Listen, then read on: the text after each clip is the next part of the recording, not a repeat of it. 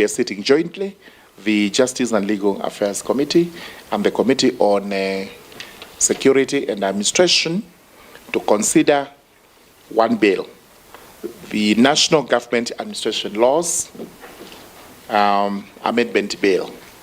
And we will deal with that first. I got to warn JLAC that there's another second issue we will deal with after this is over, touching on some statute law miscellaneous amendment bill.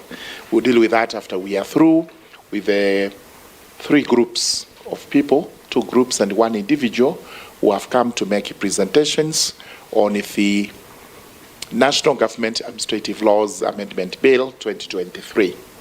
And without much ado, we will invite the team from the Executive Office of the President to make their presentation first. They'll be followed by the Public Service Commission on those laws, and then we'll have George Kegoro, who is going to make a presentation on his own immediately those 2 groups are through. So thank you so much. We cede the floor to you as follows. Now, we want to know whether you have a written memorandum.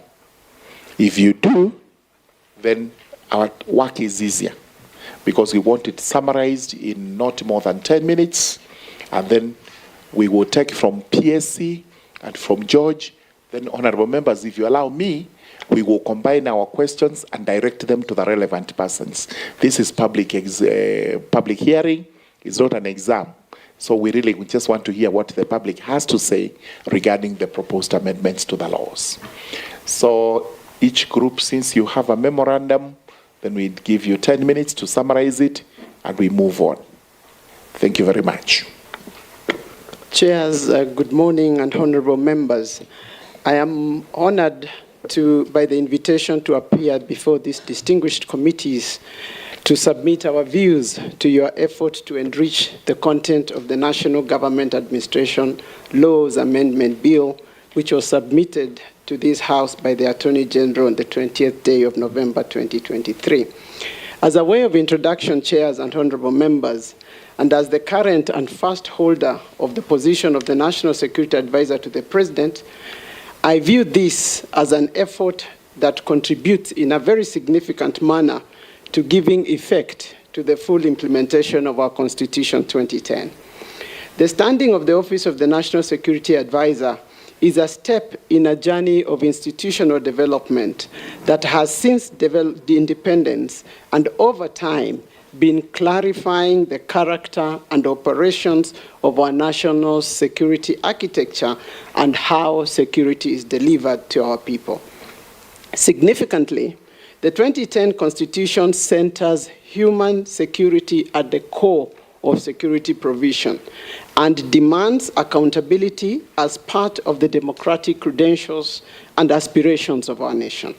From a place where security was intelligent, led, and executed in secrecy, with limited, if any, accountability, we are evolving a framework where security is people-centered, where security organs are placed firmly under the tutelage of civil oversight and are required by law to act in furtherance of democratic imperatives and under firm checks, balances, and controls. Furthermore, the complexity of today's world and the fast-evolving trends that characterize it, with profound implications for the welfare of people and well-being of nations and countries, has seen the growth of the Office of the National Security Advisor as a useful addition to the structure of the executive offices of both presidents and/or prime ministers across the world. And these offices primarily focus on monitoring both risks and opportunities, on providing a 300 view of the terrain, and independently, without the encumbrance of mandate, proffer options for securing and enhancing national interest of countries for consideration of heads of states and government. This being a new institution, we reviewed the workings of a range of jurisdictions. Within our region, we looked at Rwanda, Ethiopia, and Somalia. In Africa, we looked at Ghana, South Africa, and Egypt. And beyond, we have relied heavily on the US, which was the first country to stand this office in 1947. We have looked at the UK, Germany, India, to understand and adapt the structure and modalities of this office to our needs and aspirations. Basically, the mandate of the National Security Advisor is conceived to encompass two primary roles: an advisory role to the head of state on the state of security and options for addressing risks and opportunities in line with national interests. And in this sense, it profiles options for consideration.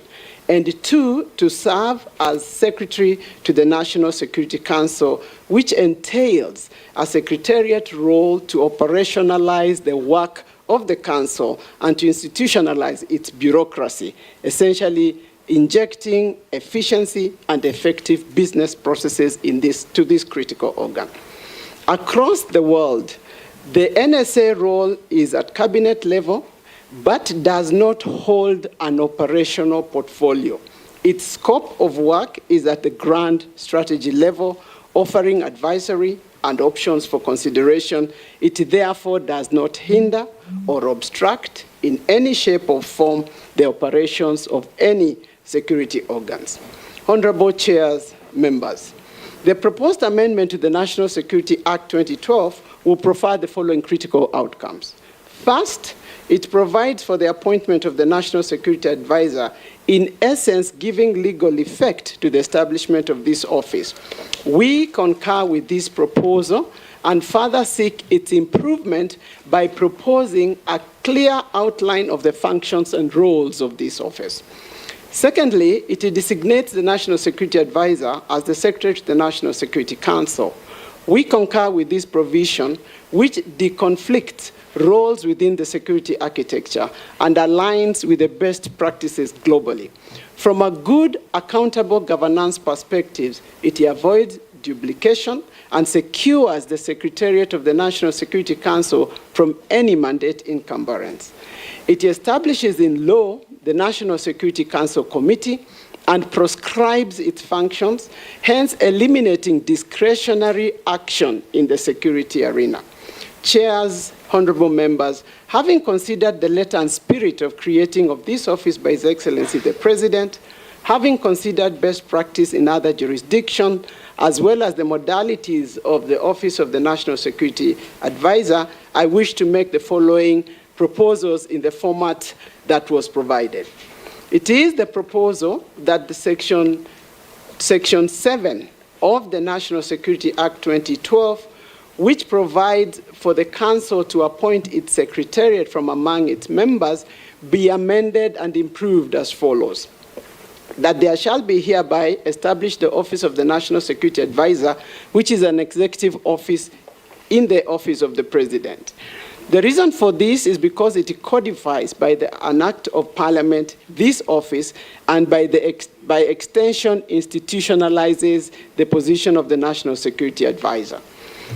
We also propose a 7.2 that the President shall appoint the National Security Advisor, because the position of the National Security Advisor is a presidential appointment, and the holder should serve at the discretion of the appointing authority. In line with best practice, the office holder does not enjoy security of tenure and holds the office at the behest of the appointing authority. The current proposal suggests as a process that might actually be interpreted to provide a security of tenure. But the best practices across the world is that this position is aligned with the tenure of the appointing authority, or at his or her discretion. We propose a 7.3 that the National Security Advisor shall be the Secretary to the National Security Council, which is provided in the bill. And the reason for this is because Article 245 of the Constitution provides for the appointment of the Secretary to the National Security Council. Advisedly, it does not require that the Secretary be appointed from among the substantive members of the Council. The proposed amendment aligns with best practices across other jurisdictions in the world where the NSA provides the secretarial services to the NSC.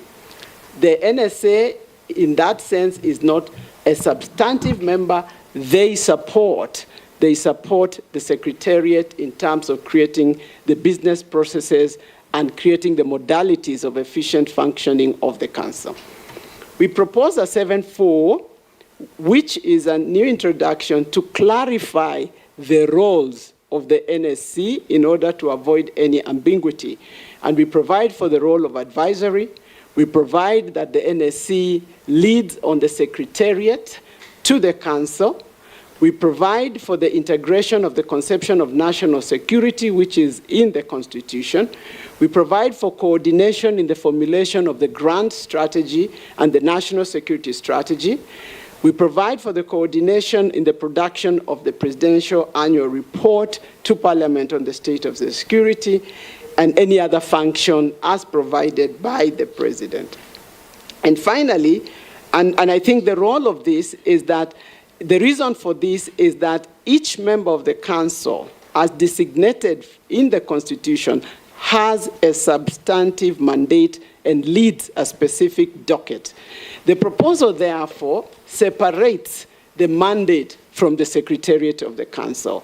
And in our view, it creates a separation of functions and avoids any possibility of a conflict of interest. In this sense, it also clarifies and prohibit any possibility of obstruction in terms of the functioning, the operational duties, and the Secretariat work of the Council. Then we also propose that 7.5, this person serves at the discretion of the President. As in line with all jurisdictions we have looked at, the NSA tenure runs concurrent to that of the appointing authority or serves at the discretion of the appointing authority. They form part of the staff of the Executive Office of the President and or the Prime Minister, the head of government. Chair, I submit, and I have brought for the review of this committee a number of additional documents if you should wish to look at them. I have brought the executive order, the Gazette notice, but I've also brought some reference documents on other jurisdictions that might help the committee deal with this matter. I submit. Thank you. Thank you very much, Ambassador. I think that was clear, precise, and concise. We will hold our questions to you to just a short time after this. Let's take this opportunity to listen to the Public Service Commission as regards these national government administration laws. Right. Thank you. We also cede and to you 10 minutes, please. I'm the timekeeper. Thank you, Chair, for timekeeping. We will be 10 minutes. Chair, the Commission is in receipt of letter dated 30th of January 2024 and another one 12th of February 2024 from the Office of the Clerk of the National Assembly inviting views on the National Government Administration Laws, Amendment Bill, National Assembly, number 73 of 2023. The Commission, Mr. Chairman, is very, very grateful to you and the committee for acceding to our request for an extension of time to make our submissions.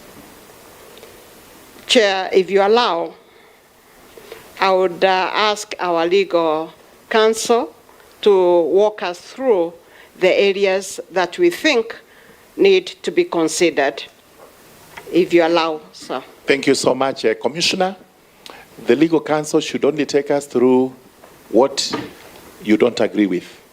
If you support, just say that proposed amendment we support, so that we just make a note of it. Thank you. Thank you. Thank you, Chair. That is exactly what we have done. We have provided the Commission's submissions in writing, And Chair, we start with the Assumption of Office of the President Act. We have used the format that was as directed by the committee. So on the issue of the Assumption of Office of the President Act, we are proposing an addition of a new clause in terms of addition of a new member to that Assumption of Office committee, which is the chairperson of the Public Service Commission, to be a member of the committee.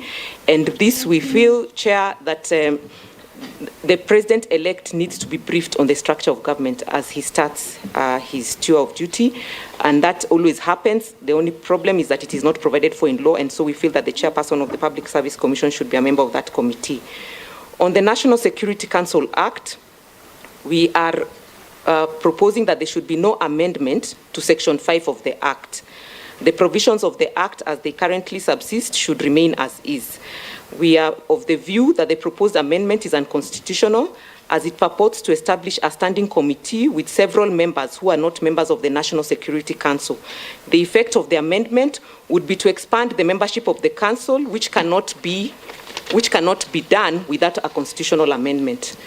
We are also of the view that the current provisions of the Act are sufficient to give room for the Council to establish relevant committees as necessary and to co-opt members to the committees. Chair, the current provision allows the Council to establish committees, various committees, and to have members co-opted. Additionally, the Commission is of the view that a co-opted member cannot chair a committee of the Council. For this reason, the head of public service, who is not a member of the National Security Council under Article 240 of the Constitution, cannot be made the chairperson of a committee of the Council through legislation, as the same would be unconstitutional. The proposal is to have several members co-opted in a standing committee, with the head of public service being the chair of that committee. On the National Security Advisor, the Commission proposes that provision be deleted, the proposal be deleted.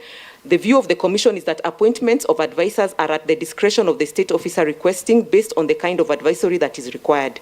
Each administration determines the kind of advisors it requires. Legislating the position of an advisor would tie the hands of subsequent administrations, as they will be bound to appoint the legislated advisors, which may not be necessary for them at the time.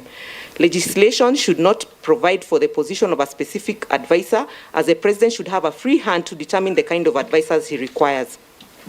Legislating this position will open up a Pandora's box, as other persons holding positions of advisors may also seek to amend various laws to establish the positions of advisors.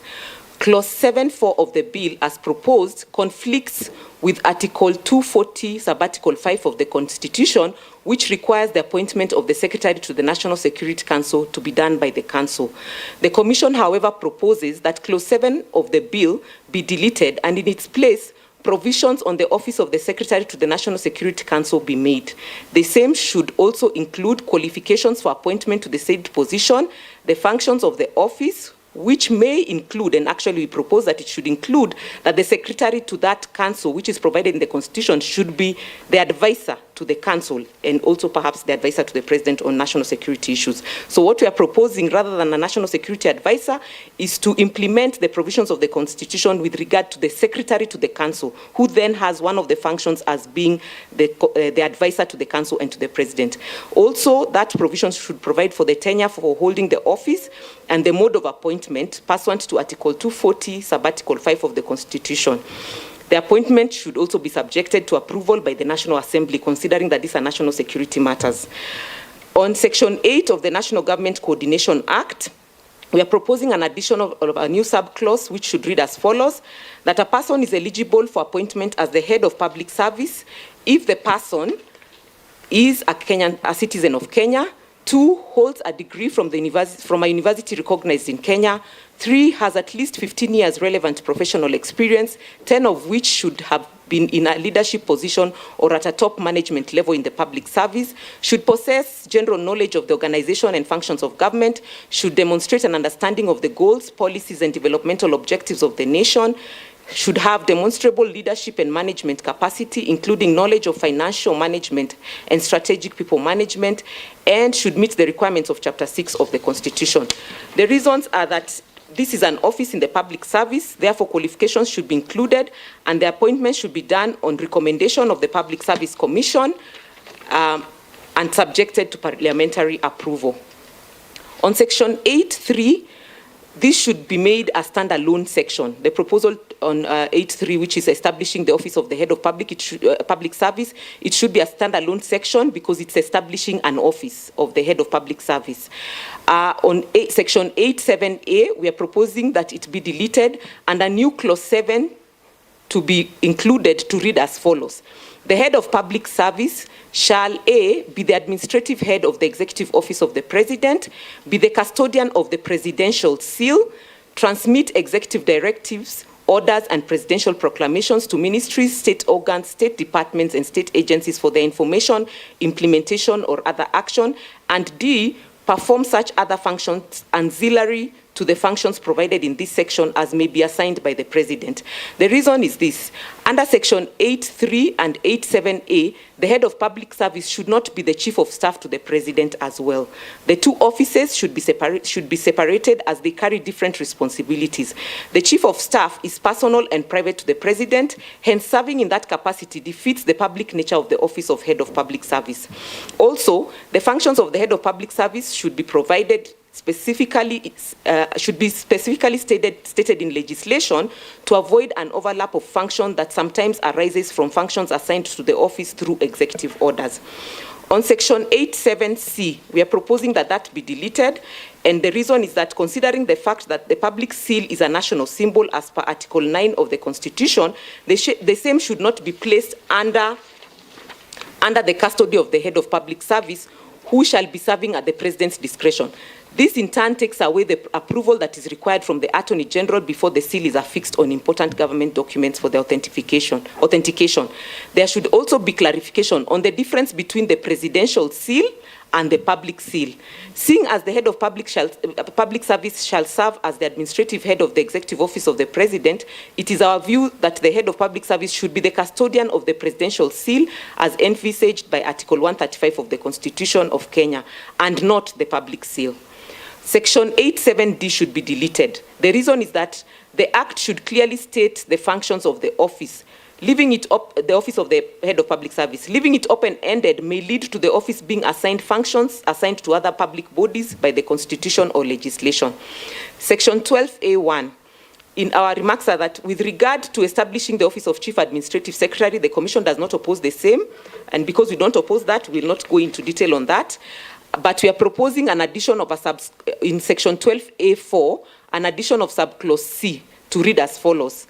Has at least 10 years relevant professional experience, 5 of which should have been in a leadership position or a top management level in the public service or private sector. So we are proposing that they should be, the years of experience of a CAS should be 10 years, 5 of which should be in a top leadership position.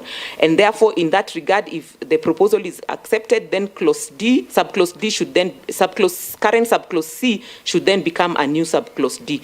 The reason is that there is need to provide for years of professional experience in view of the fact that this is a senior position in the public service. On Section 12A6B, we are proposing that it reads as follows. Liaising with Parliament on behalf of the Cabinet Secretary. Currently, it is reading liaising with Parliament. We are saying that the way it is reading currently is in conflict with Section 9.4 of the current Act on the responsibility of a Cabinet Secretary. It is the Cabinet Secretary who is responsible for liaising with Parliament. So that is why we are proposing that in that regard, in terms of the function of CAS, it should be liaising with Parliament on behalf of the Cabinet Secretary. On Section 28, of the Office of the Attorney General's Act, we are saying that that section should not be deleted, as we have stated in our paragraph 6, that the public seal should remain in the custody of the Chief Legal Advisor to the government, who is the Attorney General. Thank you, Chair. Chair, Thank you. we submit. Thank you very much. Thank you. That was precise and concise. Now, let's listen to George, my classmate. Thank you very much. It's good I disclose. Thank you very much, Chair. Yes, some people may think I didn't go to class. Thank you for affirming me publicly. I'm making a presentation as an active citizen. I start by agreeing completely. Do you have anything in writing? Yes, I have got a written presentation. I'll read excerpts of it and I will deposit it to 10 the minutes. committee. Thank you very much, the Honorable Chair. So my first point is with regard the questions of structure. A key objective of the bill is to change the structure of Kenya's security infrastructure. To do so, it proposes an amendment to the National Security Council Act to establish the National Security Council Committee. As currently worded, the Act authorizes the Council to establish such committees of the Council as necessary for the effective discharge of its functions under the Constitution. In a departure from what seems to be an ad hoc approach to the appointment of the committee of the Council, of the committees of the Council, the bill proposes a statutory committee named the Security Council Committee. The members of the committee include the head of the public service as chair, the Chief of the Defense Forces, the Inspector General, and so on and so forth. Now, I make two observations. The first is the office of the head of the public service does not currently exist. So you are creating a legislation that conferring a responsibility on an office that does not exist. So that's a problem. Elsewhere in the bill, it is proposed to establish this office. It seems that a key reason, maybe the only reason, for establishing the office of the head of the public service is so as to confer it with the role of chairing the committee. Secondly, the membership of the committee is a mixture of persons who are members of the council and others who are not. In this regard, the heads of intelligence, police, and the military are all members of the council. The rest are not. These include the head of the public service, the proposed chair of the committee, and the four principal secretaries. The National Security Advisor, proposed as secretary of the committee, is also proposed as secretary to the council. The change of approach from an ad hoc committee of the council to a permanent committee that is directly regulated by statute has not been explained. The mixing of members of the committee between those that have substantive seats on the council and those that do not is also not explained. If the ordinary understanding is that committees are miniatures of the whole, the approach here is to establish a committee that includes non-members, but that is also chair, including its own chair. I'm making that a point in agreeing with the submission by my learned colleague who, on behalf of the Public Service Commission, that you are creating a committee of the council that is made of strangers, people who are not members of the council or who are not qualified as members of the council, and that committee is going to be chaired by a person, a functionary that does not currently exist in law. So that's the first point. The second point is with regard to the proposal to establish the function of the head of public service. The bill proposes to establish the office of the head of public service, whose proposed responsibility is to support the president in facilitating the organization of government.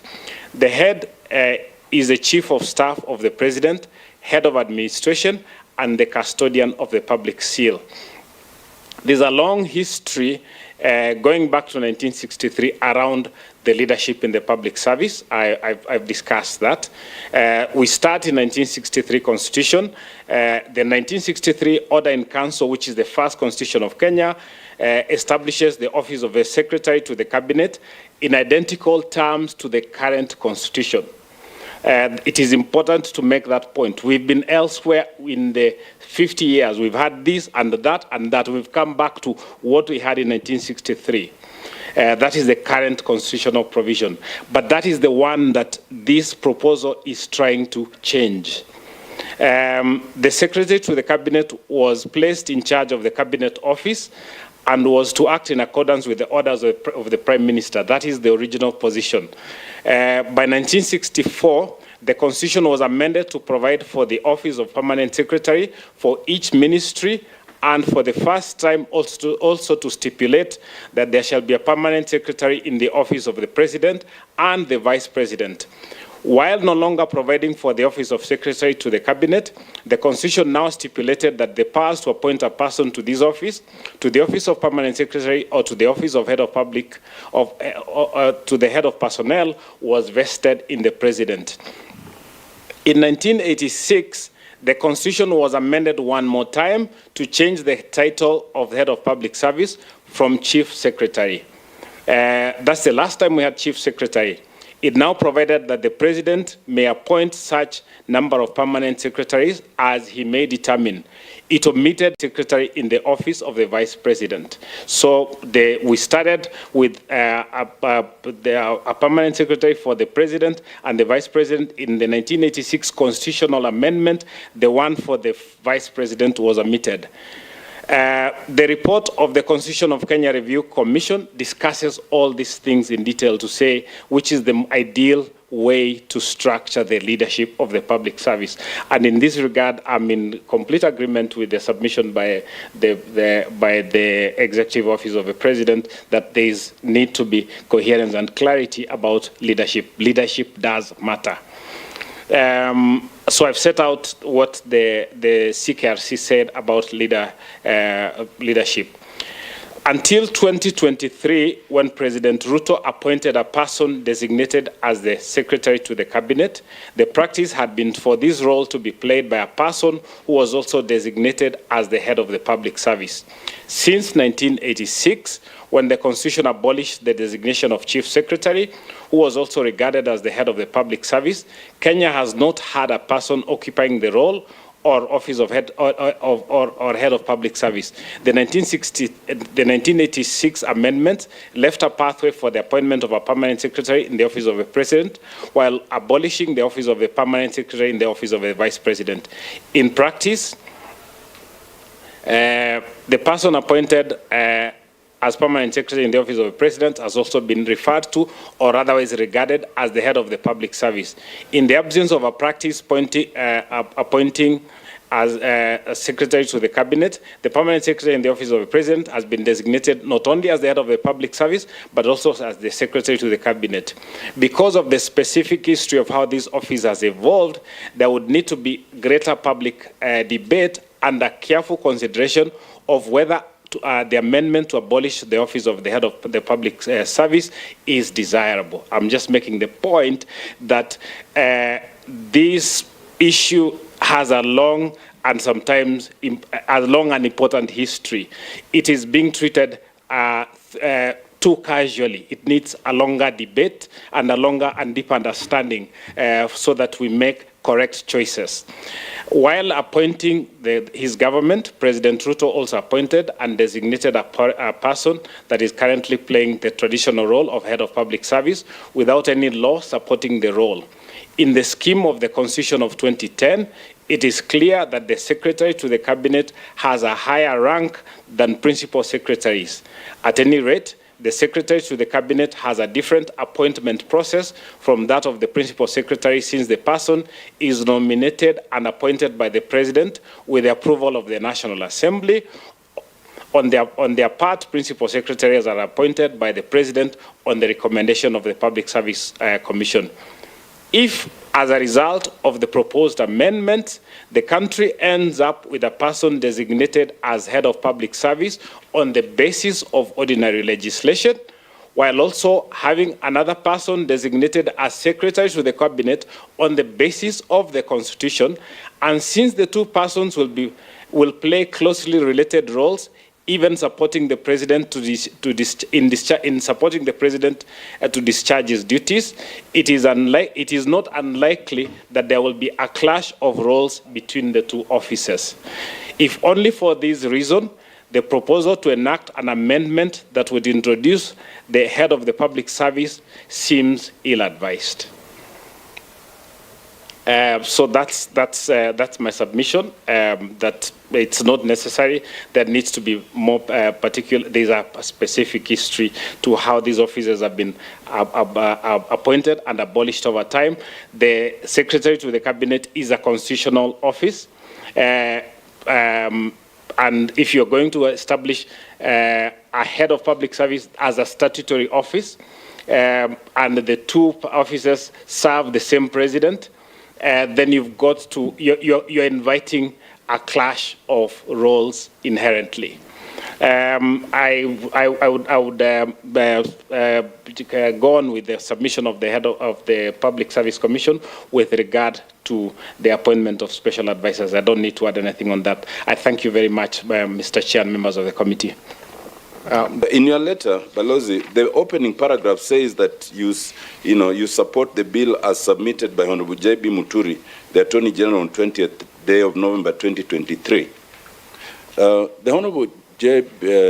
Honorable Attorney General was here before us yesterday, and he said he has never seen this bill. Would you care to comment on that?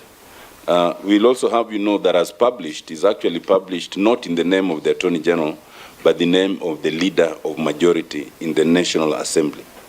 Second, what is the reason for expansion of the Assumption of Office Committee by an additional 3 persons appointed by the person who has or who is indicated to have won the elections?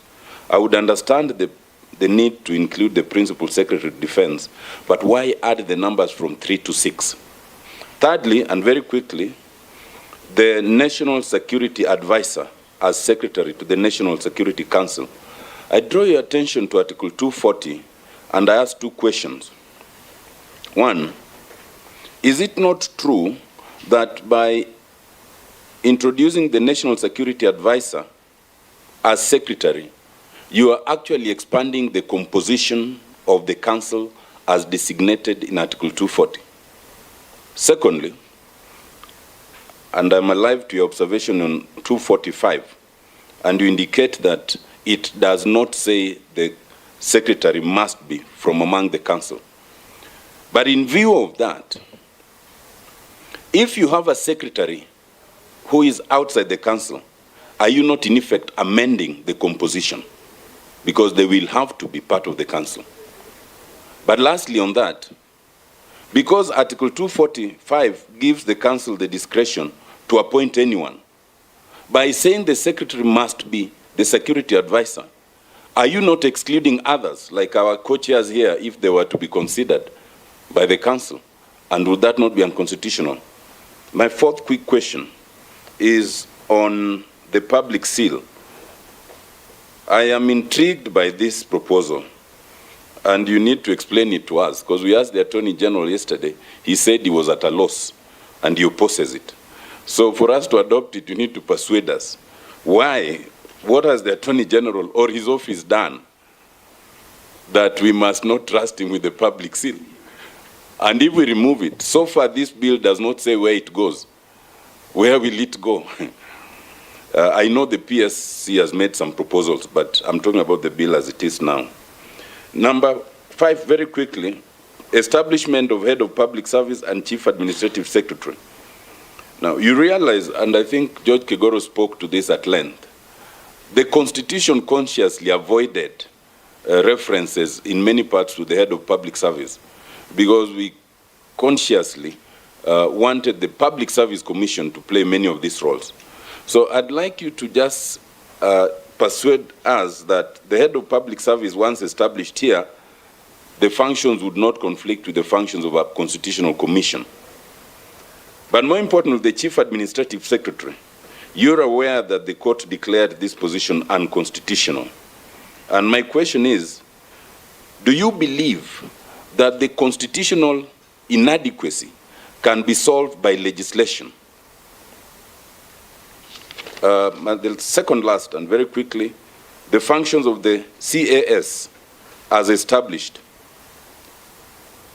Is there any of these functions from A to F that falls outside the ambit either of the Cabinet Secretary or the Principal Secretary or the secretaries in the various state departments, as outlined, A, B, C, D to F? And my very last question, again, it is proposed to make the CAS a state office. Now, that is possible under Article 260 F by legislation. But there must be a reason why. Now, let me begin by the question raised by Honorable Tiende in terms of the bill. I have with me a document, actually, which I was referencing, that was signed by the AG. That is what I'm referencing, you know.